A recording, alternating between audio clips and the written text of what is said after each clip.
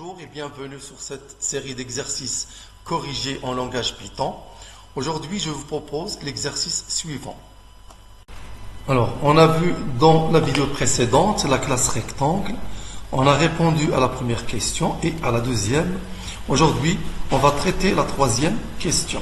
Vous pouvez revoir la vidéo précédente. Alors, troisième question, créer une classe phi parallélépipède héritant de la classe rectangle et dotée en plus d'un attribut hauteur et d'une autre méthode volume permettant de calculer le volume du parallélépipède.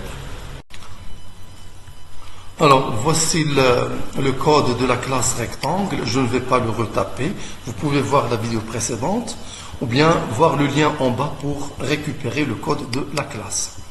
Maintenant, on va utiliser cette classe-là pour faire ce qu'on appelle de l'héritage.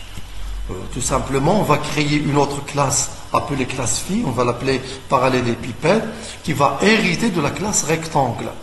Alors, vous savez très bien qu'un parallélépipède, c'est un rectangle et il est doté en plus d'une hauteur.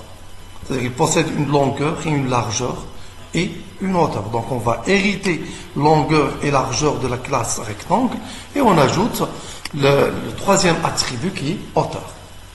Donc on crée la classe parallélépipède. Alors pour indiquer qu'il s'agit d'un héritage, on utilise entre parenthèses ici le nom de la classe mère rectangle. Et ensuite, on crée le constructeur de la même façon comme celle de la classe mère.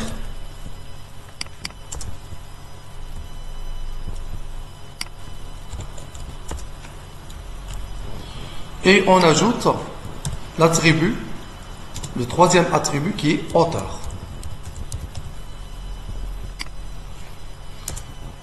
Et on affecte maintenant les paramètres aux attributs. Alors, remarquez ici, longueur et largeur, ce sont deux attributs qui se trouvent chez la classe phi et aussi chez la classe mère. Donc, on va indiquer ici dans le constructeur que longueur et largeur vont être hérités de la classe mère qui est rectangle et que hauteur est un attribut propre à la classe phi. Alors, pour indiquer en interpréteur Python que longueur et largeur vont être hérités de la classe mère, on utilise le nom de la classe mère qui est rectangle. Point init, on appelle ici le constructeur de la classe mère init self longueur largeur. J'utilise ici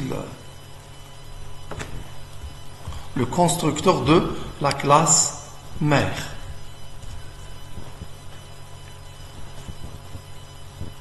Alors, j'indique ici à l'interpréteur Python que longueur et largeur sont deux attributs qui viennent du constructeur de la classe mère qui est rectangle.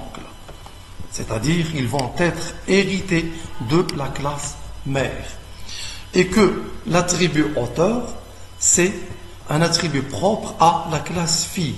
Donc, il va être ajouté avec la même méthode que celle de la classe mère, self.hauteur égale hauteur.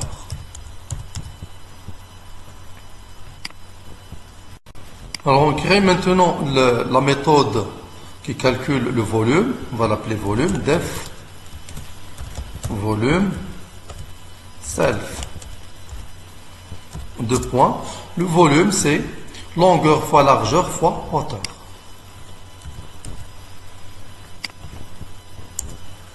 Retourne. Longueur fois largeur fois hauteur. Self.hauteur. Et on peut faire maintenant un essai.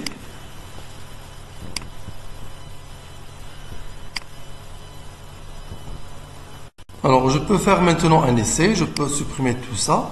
Je peux passer directement à l'instanciation sur la classe phi sans passer par la classe mère.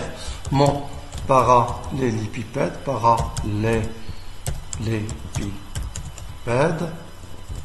je crée, ou bien je fais une instantiation sur la classe parallélépipède.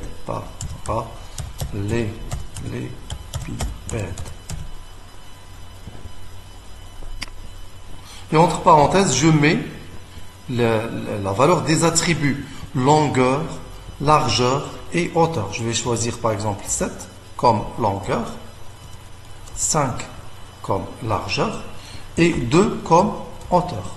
Donc le volume sera 7 fois 5 qui est 35 fois 2 c'est 70. Donc ça va m'afficher 70 comme volume. J'affiche maintenant les résultats. Print le volume de mon parallélépipède et virgule mon parallélépipède point volume.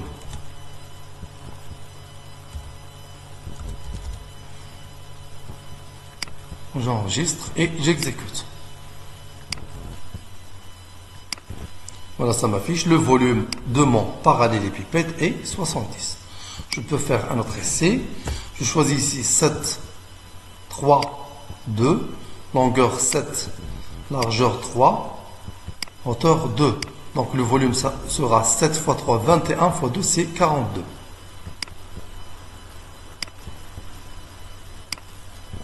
Donc ça m'affiche le volume de mon parallélépipède et 42. Et voilà, c'est terminé pour aujourd'hui. Merci, au prochain tuto.